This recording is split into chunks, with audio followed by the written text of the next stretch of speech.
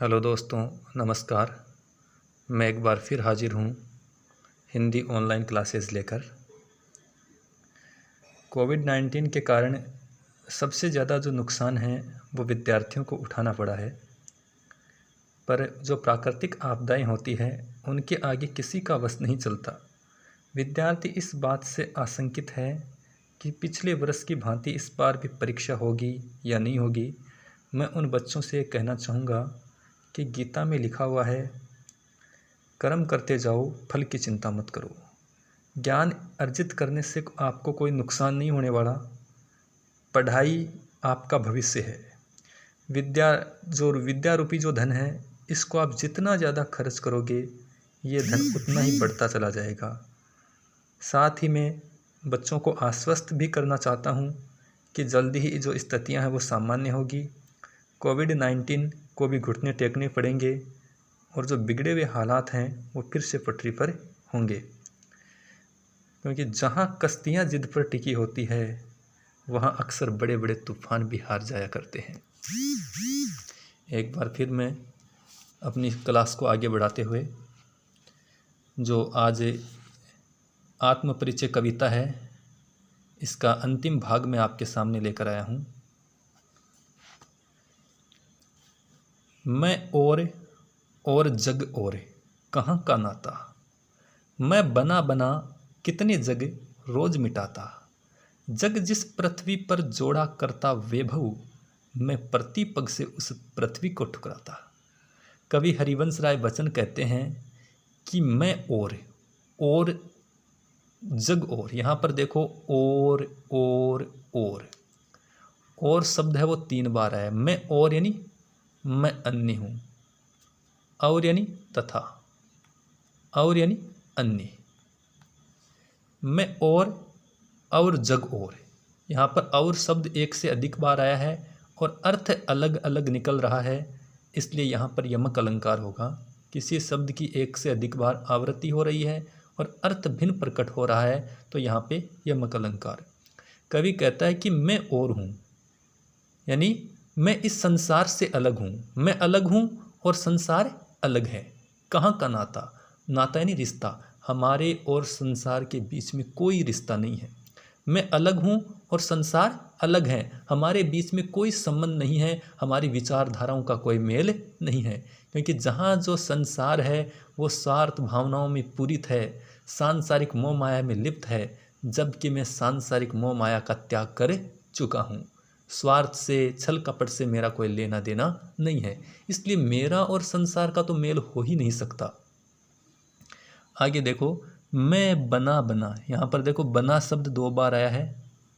किसी शब्द की पुनरावृत्ति हो रही है और जब किसी शब्द की पुनरावृत्ति होती है तो वहाँ पर पुनरुक्ति प्रकाश अलंकार होता है। मैं बना कितने जग, जग शब्द का अर्थ होता है संसार। रोज यानी प्रतिदिन, मिटाना यानी मिटा देना। कवि कहता है कि मैं प्रतिदिन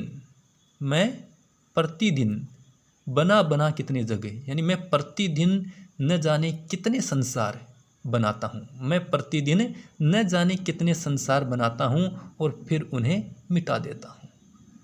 जो कवि होता है उसका एक नित्य कर्म होता है, बनाना और मिटाना, बनाना और मिटाना। क्योंकि एक जो कवि होता है वो काव्य रचना करता है और जिस कविता की वो रचना करता है वो उसकी अपेक्षाओं पर खरी नहीं उतरती तो वो उस काव्य रचना को फिर मिटा देता है, उसको नष्ट कर देता है।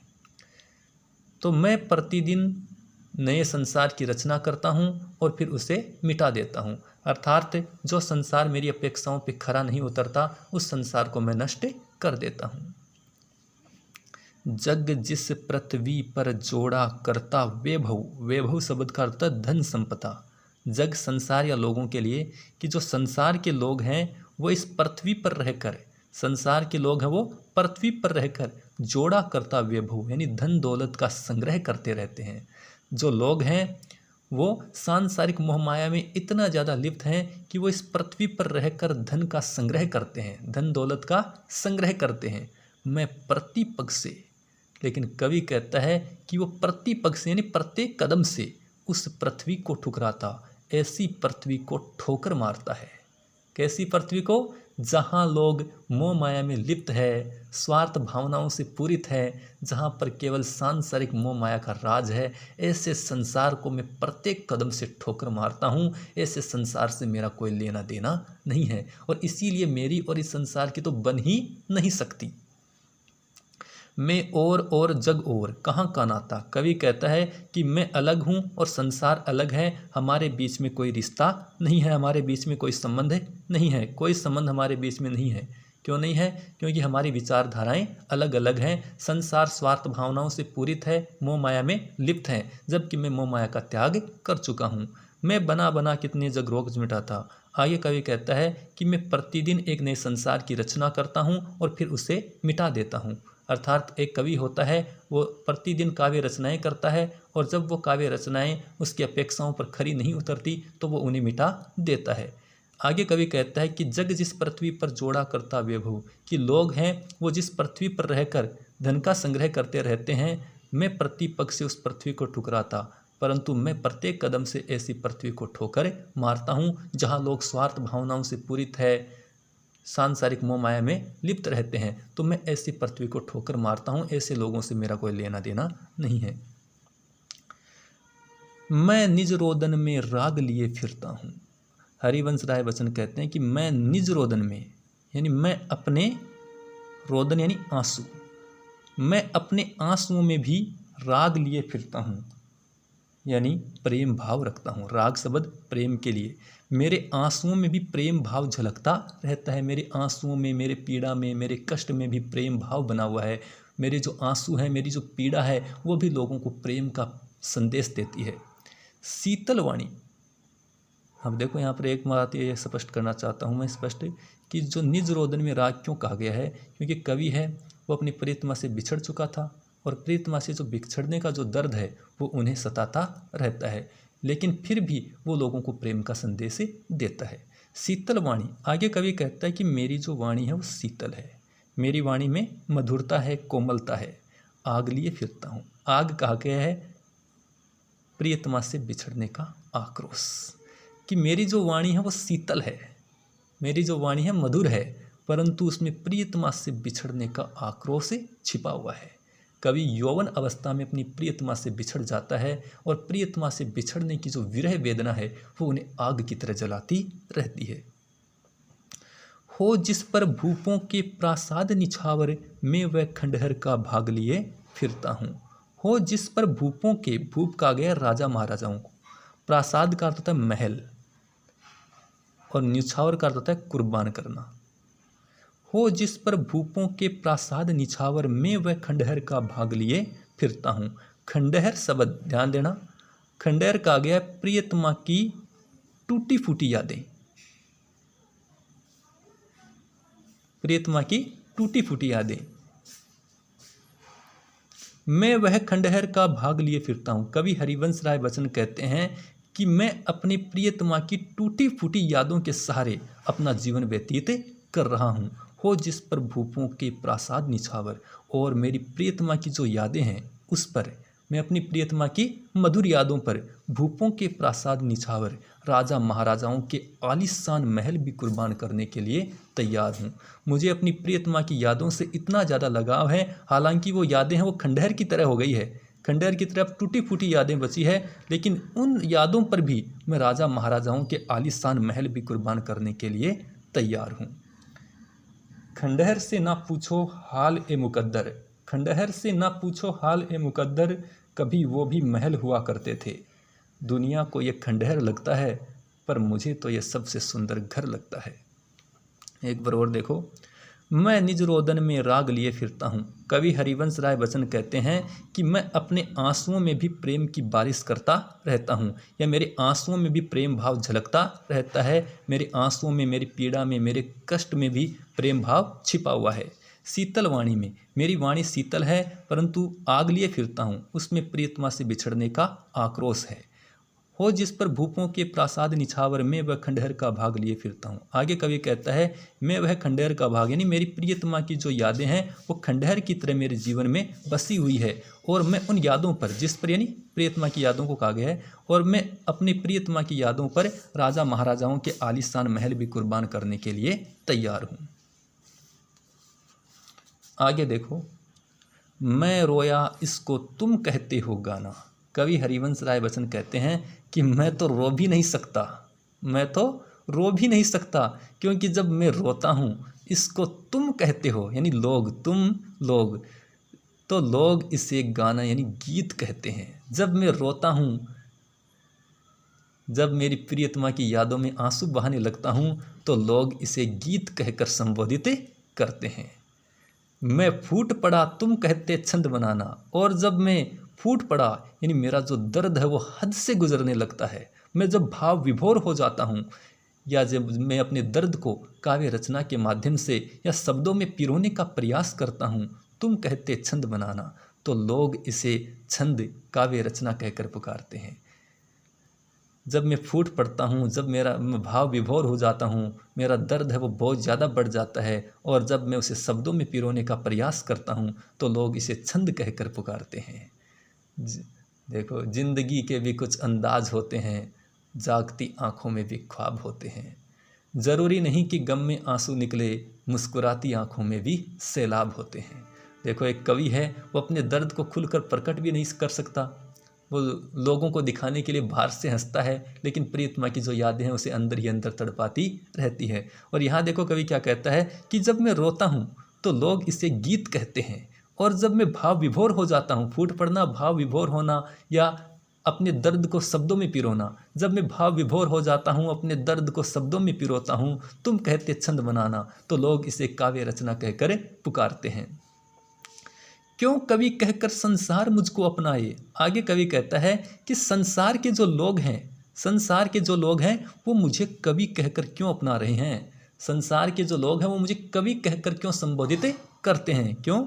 मैं दुनिया का हूँ एक नया दीवाना, क्योंकि मैं तो इस दुनिया का एक नया दीवाना हूँ, मैं तो इस संसार में एक दीवाना हूँ जो लोगों को प्रेम का संदेश देने के लिए आया हूँ। लोग मुझे कवि कहकर झूठा ही संबोधित कर रहे हैं, मुझे ऐसा सम्मान नहीं चाहिए, मैं तो केवल इस संसार में प्रेम का प्रसार करना चाहता हूँ। तो देखो, मैं रोया इसको तुम कहते हो गाना। हरिवंश राय बच्चन कहते हैं कि जब मैं रोता हूँ तो लोग इसे गीत कहकर पुकारते हैं। मैं फूट पड़ा, और जब मैं भाव विभोर हो जाता हूँ, अपने दर्द को शब्दों में पिरोता हूँ, तुम कहते छंद बनाना, तो लोग इसे काव्य रचना कहकर या उसे छंद कहकर पुकारते हैं। क्यों कवि कहकर संसार मुझको अपनाए।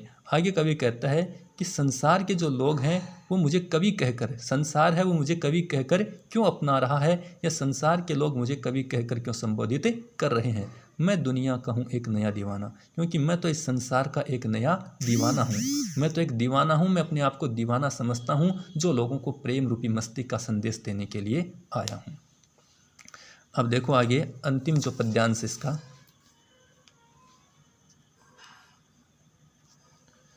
मैं दीवानों का वेश लिए फिरता हूँ, मैं मादकता निशेष लिए फिरता हूँ, जिसको सुनकर जग झूम झुके लहराए, मैं मस्ती का संदेश लिए फिरता हूँ।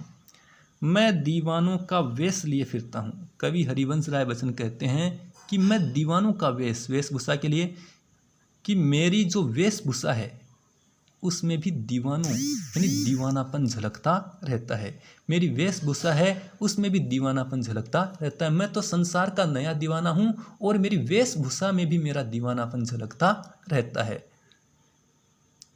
मैं मादकता निशेष, निशेष का अर्थ होता है संपूर्ण, और मेरे गीतों में मेरे, क्योंकि मैं इस संसार का नया दीवाना हूँ, मेरी वेशभूषा में भी दीवानापन झलकता है, और मैं लोगों को प्रेम रूपी मस्ती के गीत सुनाता हूँ, उनको संदेश देता हूँ, और मेरे गीतों में इतनी मादकता है, इतना नशा है, मादकता कहते हैं नशा, और मेरे गीतों में इतना ज़्यादा नशा है, निशेष यानी संपूर्ण, कि सारा का सारा जो वातावरण है वो क्या हो जाता है, मदहोश हो जाता है। मेरे गीतों में इतनी मादकता है, इतना नशा है कि मेरे गीतों को सुनकर सारा का सारा जो वातावरण है वो भी क्या हो जाता है, मदहोश हो जाता है।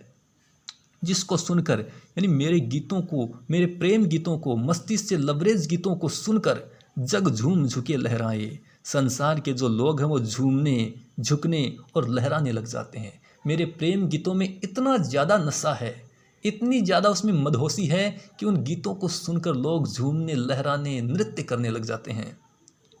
मैं मस्ती का संदेश लिए फिरता हूँ। कवि हरिवंश राय बच्चन कहते हैं कि मैं इस संसार में प्रेम रूपी मस्ती का संदेश देने के लिए आया हूँ। मेरा एकमात्र उद्देश्य ही इस संसार में प्रेम का प्रसार करना है, प्रेम और मस्ती को बढ़ाना है। तो देखो एक बार फिर, और मैं दीवानों का वेश लिए फिरता हूँ। कवि हरिवंश राय बच्चन कहते हैं कि मेरी वेशभूषा में भी दीवानापन झलकता रहता है। मैं मादकता निशेष लिए फिरता हूँ और मेरे गीतों में इतना ज़्यादा नशा है कि सारा जो वातावरण है वो क्या हो जाता है, मदहोश हो जाता है। जिसको सुनकर जग झूम झुके लहराए, यानी मेरे प्रेम गीतों को सुनकर इतनी ज़्यादा लोगों में मदहोशी आ जाती है कि वो झूमने, झुकने और लहराने लग जाते हैं, नृत्य करने लग जाते हैं। मैं मस्ती का संदेश लिए फिरता हूँ। कविवर कहते हैं कि मैं इस संसार में प्रेम रूपी मस्ती का संदेश लेकर आया हूँ। लोगों में प्रेम भाव बढ़ाने के लिए मैं संसार में आया हूँ। तो आत्मपरिचय कविता हमारी पूर्ण हो चुकी है। जो हरिवंश राय बच्चन की 2 कविताएं हमारे सिलेबस में शामिल की गई है, आत्मपरिचय और दूसरी है एक गीत कविता। जो एक गीत कविता का जो वीडियो है वो मैं जल्द लेकर आपके सामने उपस्थित होने वाला हूँ। धन्यवाद।